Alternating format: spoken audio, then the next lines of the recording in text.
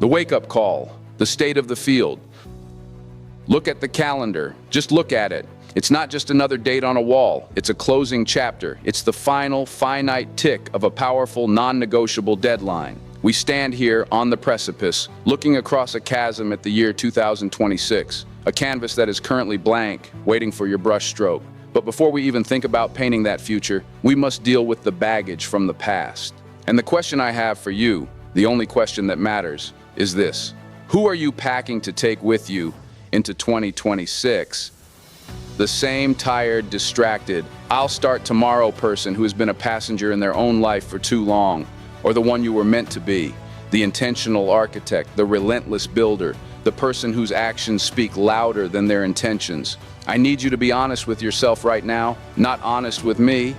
I don't need your performance. I don't need your excuses. I need you to be brutally, unflinchingly honest with the person looking back at you in the mirror, the person who knows every single late-night regret and every whispered promise you've broken to yourself. Look them in the eye and ask, are you proud of the proof you've produced this year? The reality we inhabit is complex, and frankly, it is hostile to deep, meaningful growth. The world has never been louder, and the truth has never been quieter. We are living in an era of constant engineered distraction. Every screen, every notification, every algorithm is a sophisticated barrier designed to prevent you from being alone with your own thoughts, your own true needs, and your own hard work. You're swimming in noise. It's not just external noise, it's an internal static created by the expectation of immediate gratification. You're scrolling for inspiration when you should be sweating for transformation. You treat your phone like a spiritual guide, looking for the quick fix sermon that will magically change your life. You consume content about success, but you don't create the conditions for it. You're a student of the map, but refuse to take the journey. You've been lied to. You've been told that success is a hack, that there is a secret shortcut, a morning routine that, if perfectly followed, will unlock limitless potential. That change is easy, that all you need is a moment of pure, fleeting motivation to turn your life around. That is a dangerous lie. It is the most seductive form of self-sabotage because it gives you the feeling of progress without requiring the act of effort. Motivation is an emotional drug.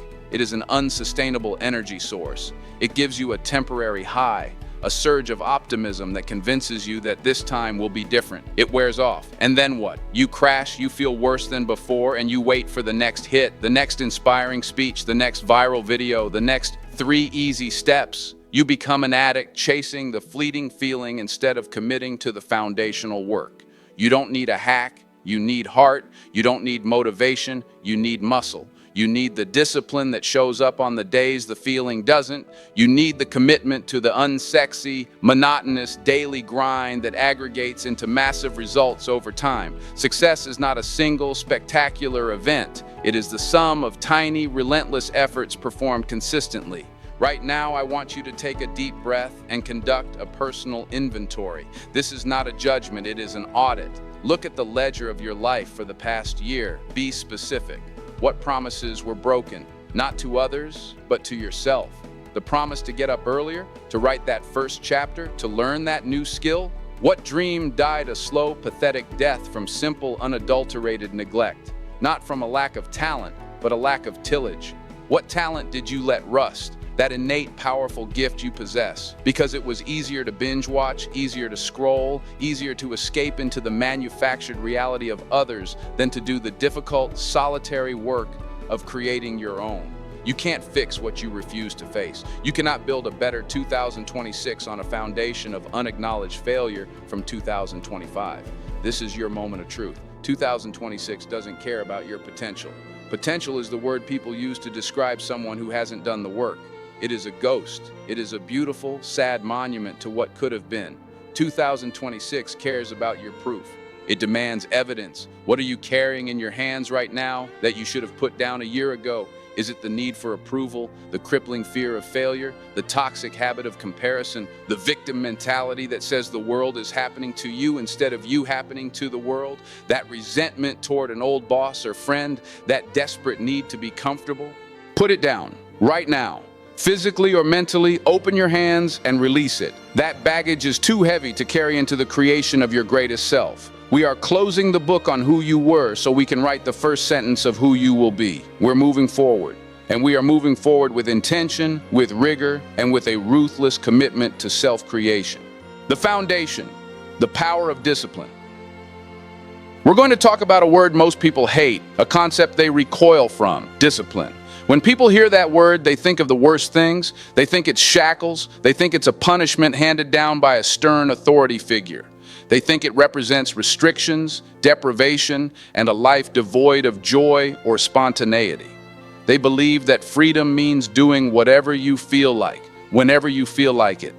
Let me tell you the truth. Discipline is not your punishment. It is the currency of your freedom. Think about that for a moment. The person who allows their life to be dictated by their immediate feelings, their passing cravings, and the random pings of their phone, that person is not free. The man or woman who doesn't control their actions is controlled by their environment, their appetites, their momentary emotional state, and the random whims of the world. They are constantly reacting, not creating. They are a leaf in the wind. That isn't freedom. That's a cage made of impulse and regret. Discipline is the ship's rudder. It is the internal navigation system that allows you to point your vessel toward your true destination, even when the seas are rough. It lets you navigate the storm instead of being tossed around, shipwrecked by every passing emotional wave or societal pressure. True freedom is the power to choose your long-term goal over your short-term comfort. The fatal mistake most people make is that they chase intensity. They confuse sporadic bursts of energy with sustained strategic effort. They work out for 5 hours once every 2 months, push themselves to the brink, collapse, and then wonder why they aren't fit or why their progress stalled. They read 50 pages in one manic session and then don't pick up a book again for 3 weeks. This is the roller coaster of motivation, and it gets you nowhere but sick. What you need is not intensity, you need consistency. You need to show up every single day and do the boring, necessary, often thankless work. The genius lies not in the magnitude of the act, but in the regularity of the ritual. The magic of compounding returns works just as powerfully in habits as it does in finance. A 1% improvement every day seems negligible, but it leads to a 37-fold improvement over the course of a year. That is the engine of discipline. Greatness is not a ceremony, it's a commitment. It's not the day you launch the product or get the degree. It's the thousands of hours of unseen, deliberate practice that led up to that moment. I'm talking about the 3 a.m. decisions. This is the core of who you are. This is the moment where your commitment is tested and your character is forged. It's the moment the alarm goes off at 5 a.m. and the easy choice, the warm, seductive voice, is to hit snooze and surrender to comfort. But you remember the covenant you made with your future self and you put your feet on the floor. It's the moment the junk food, the toxic distraction, or the opportunity for a superficial time waster is right in your hand. And you remember the covenant you made with your health and focus. It's saying no to the party, no to the easy distraction, no to the fun but frivolous activity because you already said a much more profound yes to the project, to the craft, to the mission that will define your life. The future you, the powerful, intentional person you are packing to take into 2026, is forged in those 3 a.m. decisions that nobody sees. Nobody applauds you for not hitting the snooze button. Nobody gives you an award for tracking your expenses or meditating for 10 minutes. But that's where character is built. It's the solitary, silent victory over the path of least resistance. To make 2026 the year of intentional self-creation, we are establishing 3 non-negotiables. These are not optional goals. They are your daily marching orders. They are the bedrock of your discipline. No excuses, no exceptions. When you violate a non-negotiable, you are not failing a task, you are failing yourself, and you are eroding the foundation of self-trust. The 3 non-negotiables for 2026. 1. Learning. The 10-page rule. Action. Read 10 pages of a challenging nonfiction book that pushes your understanding every single day. The math. That's 3,650 pages a year. That's approximately 12 to 15 major life-changing books. The why. You will transform your mind. You will ingest the accumulated knowledge of the best minds in history. You are literally reprogramming your thought process. Your competition is watching reality TV, you are reading their blueprint. This is an exponential advantage. 2. Movement. The 30-minute covenant action, sweat for 30 minutes, get your heart rate up. The requirement, run, walk, lift, practice yoga, dance. It doesn't matter what you do, only that you do it with intensity. The why. You cannot have a high-performance life in a low-performance body. Your physical state is the engine for your mental capacity. Movement clears the clutter from your mind, sharpens your focus, and floods your system with the energy you need to tackle the hard work. Your body is the only vehicle you have for this journey. Treat it with discipline and respect. 3. Reflection, the gratitude. 3. Action, write down 3 things you are genuinely grateful for. Be specific. Don't just write my family, write the sound of my child laughing at breakfast. The requirement, do this immediately upon waking or just before bed. No phones, just pen and paper. The why, you can't receive blessings if you don't acknowledge the ones you already have. Gratitude is the antidote to scarcity and complaint. It anchors you in reality and reminds you that your life is already abundant, which gives you the strength to pursue more. It shifts your focus from what you lack to the powerful position you already hold. This entire process, this entire approach to 2026 is based on building the muscle of keeping your word to yourself. Start small. That 10-page commitment is not about becoming a genius overnight. It is a muscle. Every time you finish that page, every time you complete that 30 minutes of movement, every time you write down those 3 grateful thoughts, you are telling the most important person in your life, yourself, a truth. I keep my word. And that, my friend, that renewed, unshakable self-trust is the most important contract you will ever sign. Sign it with your actions, starting today. Self-improvement and vision. Now that you have the routine, the bedrock of your discipline forged in those non-negotiables, you absolutely must establish the direction. Routine without direction is simply running on a treadmill. It is effort expended with no net gain in geography. We need to define the coordinates of your 2026 self, and this requires defining your why far beyond the simplistic lure of money. Money is an applause sign, it's not the show. It is merely the external, volumetric measure of the value and impact you've successfully delivered. Mistake the sign for the stage, and you've already lost the plot. If your only purpose, your singular drive, is the quantitative effort to fill your pockets, I promise you, you will be profoundly, soul-shatteringly empty when you finally get there. The money will arrive, but the meaning won't. You need a why so colossal, so inherently powerful, that it scares you and humbles you at the same time. This is not a matter of writing a fluffy mission statement. This is a matter of identifying your core engine. What is the legacy you are building that will outlive your personal convenience? What is the service you are uniquely qualified to render to the world? What is the specific pain you want to solve? The problem you feel an obligation to address for humanity, for your community, or for the generations that follow you? If your why doesn't compel you to serve others, if it is purely insular, centered only on your personal acquisition, you've got the wrong why. That kind of why is fragile. It will collapse the first time you face a true hardship because it lacks intrinsic strength. Go back to the drawing board and find the place where your deep talent intersects with the world's deep need. That intersection is where your true purpose resides. This service-oriented why is the only thing that will keep you going when discipline alone feels too heavy. Failure as fuel, mastering the pivot. As you set this massive vision, understand a critical truth about the operational reality of success. The path to success is paved with pivots, not straight lines. You must accept the reality that you will mess up. You will launch things that fail. You will face rejections that sting. You will fail, not because you are inherently flawed, but because you are playing at a high, ambitious level. If you aren't failing, you aren't pushing your boundaries. You think I've never messed up? I have failed forward more times than I've succeeded. The failures are not exceptions. They are essential, costly, but irreplaceable data points. The only people who don't fail are the ones who refuse to play. Failure is not a parking lot. It's a fuel stop. When you experience a setback, you do not park there and wallow in self-pity. You pull in, you lift the hood, and you perform a crucial, necessary diagnostic. You analyze it. What exactly went wrong? Was it strategy, execution, timing, lack of preparation? Remove the emotion and deal only with the facts. You learn the lesson. Extract the hard-earned wisdom from the experience. Every failure carries a tuition fee. Make sure you get your education's worth. You adjust the plan, tweak the process, refine the strategy, and repair the weak point. You keep the destination. Crucially, the external setback does not negate the internal vision.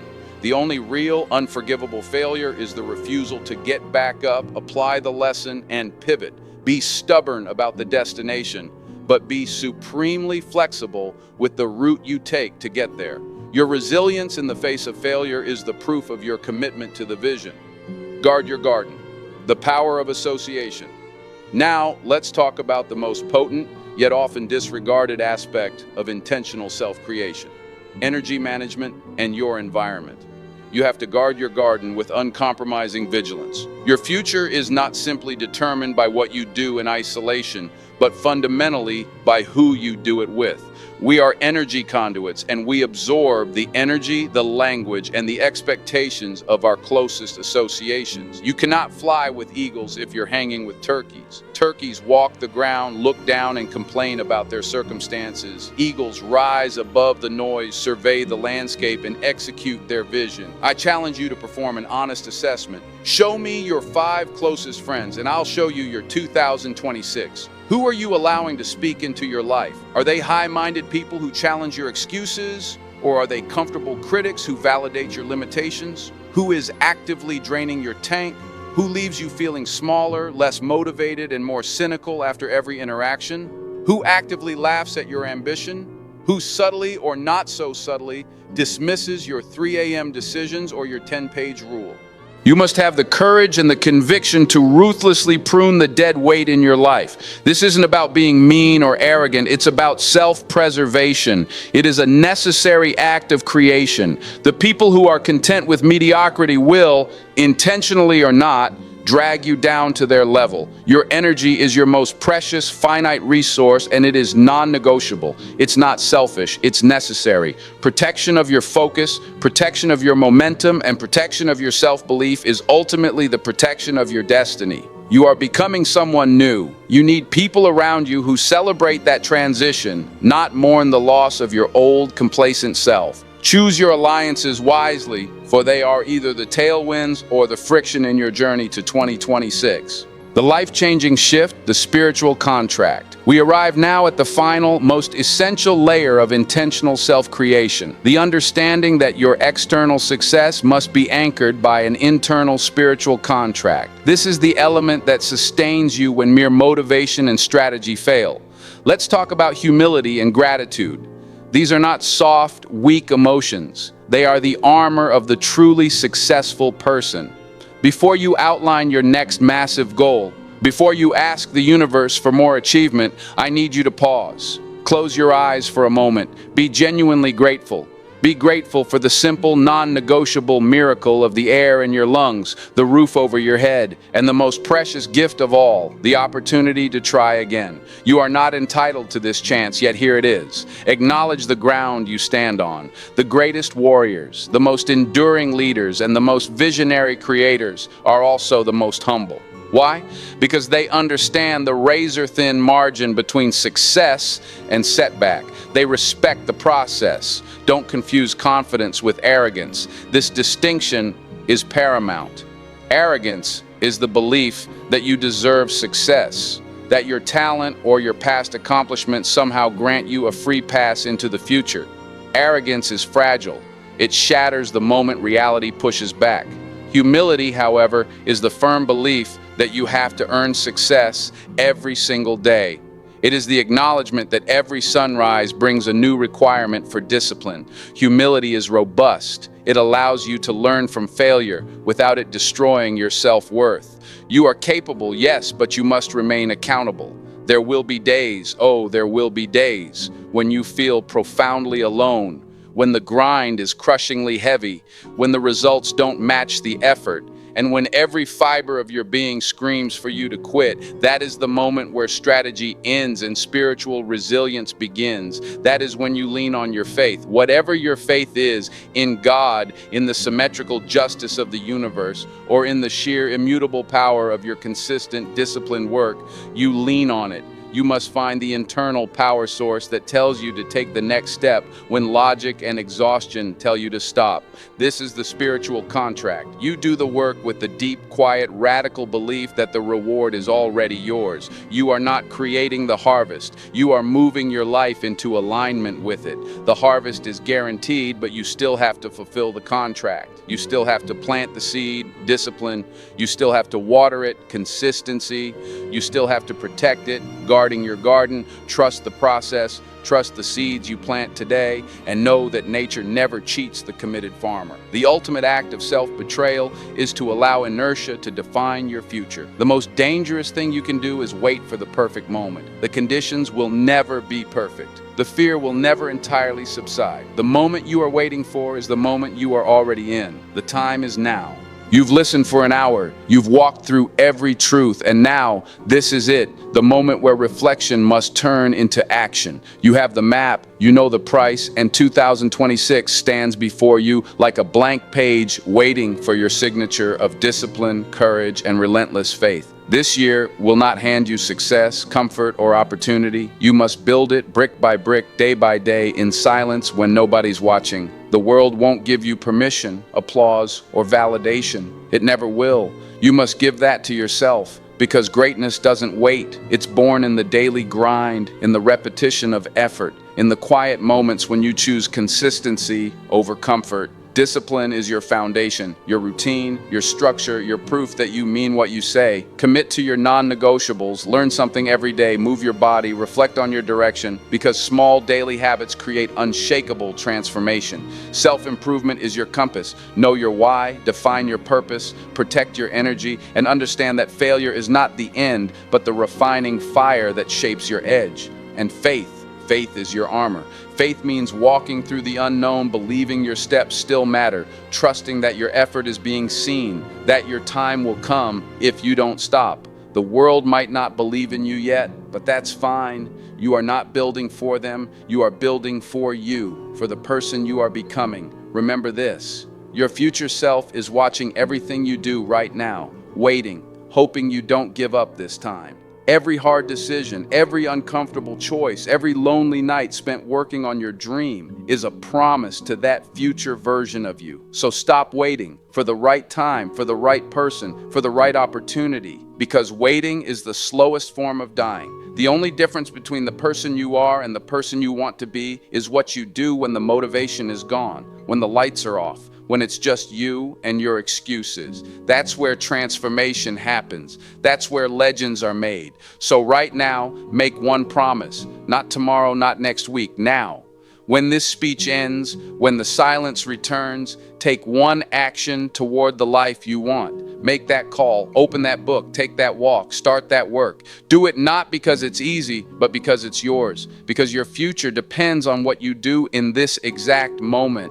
Don't just listen to motivation, become motivation. Don't just dream, build. Don't just exist, live with intent. 2026 will not remember your wishes, it will remember your work. So rise, take ownership, and walk boldly into the year of intentional self-creation. The future is not waiting. It's being written right now by you. And that decision, the one that changes everything, is due today.